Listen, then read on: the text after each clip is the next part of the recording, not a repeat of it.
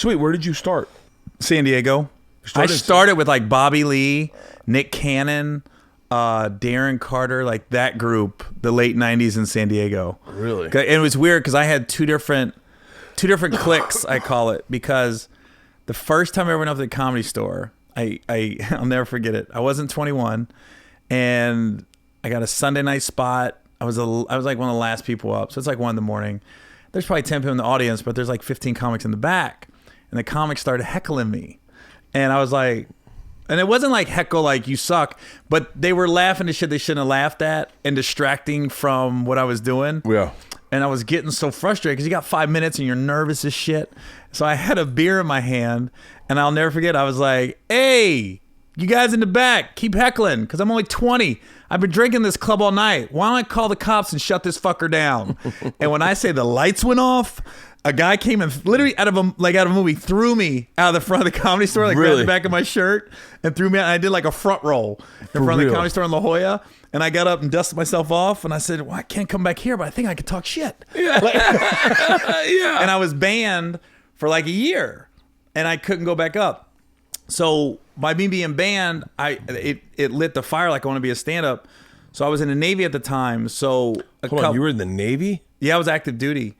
And so I was like, where can I go up? So a couple black guys that I was stationed with started telling me about all the hood spots. And so I would go there and then I figured it out. I'd go to karaoke bars. Instead of singing songs, I would tell jokes. So it got to the point where I was like in the karaoke scene in San Diego, like, oh, that guy does stand up. He doesn't sing. So they got to know me. And then it was funny because Nick Cannon, I did this funniest black comedian in San Diego contest. I was listening to the radio and I didn't say I was or wasn't black. I just called in. So when I got there, I entered and I won. So I was the funniest black comedian in San Diego. So it was kind of funny. Well, Nick Cannon was there and his manager was there at the time. Nick was in a rap group called The Bomb Squad. Yeah. And so what year is this? This is 98.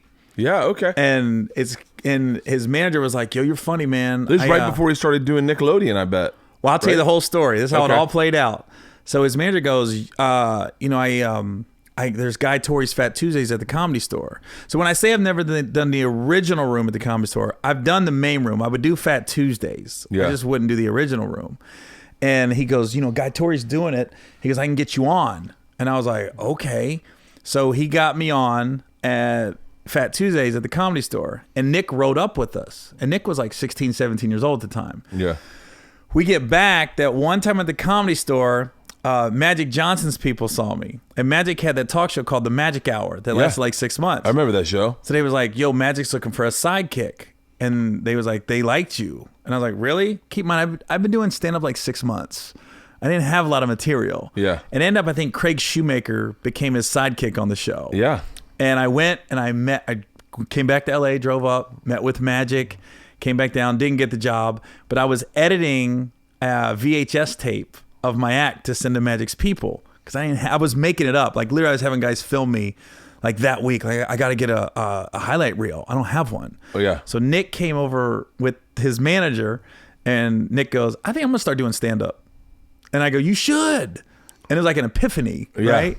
So Nick would start going up where I was going up, but he was doing other people's jokes because he didn't know. Yeah. And I go, Nick, you can't do that. That's so-and-so joke. He goes, oh yeah, I saw it last night on Confview. I thought it was funny. And I was like, oh no, you can't do that. He just didn't know. Yeah. So then he started honing his act. And we rode up together to Oakland, did the Bay Area Black Comedy Competition. And I'll never forget, Nick went up and that's where some Disney reps was there, some Nickelodeon reps was there. And then Nick, that's how the groundswell started happening was that, they had real execs back then. Yeah. That was a different time in this business. Yeah. That's when you got discovered and you got like a $500,000 deal and you got pulled out. Yeah. So that's how Nick, that's how he really got started and getting his name out there in the business was the Nickelodeon, the warm up.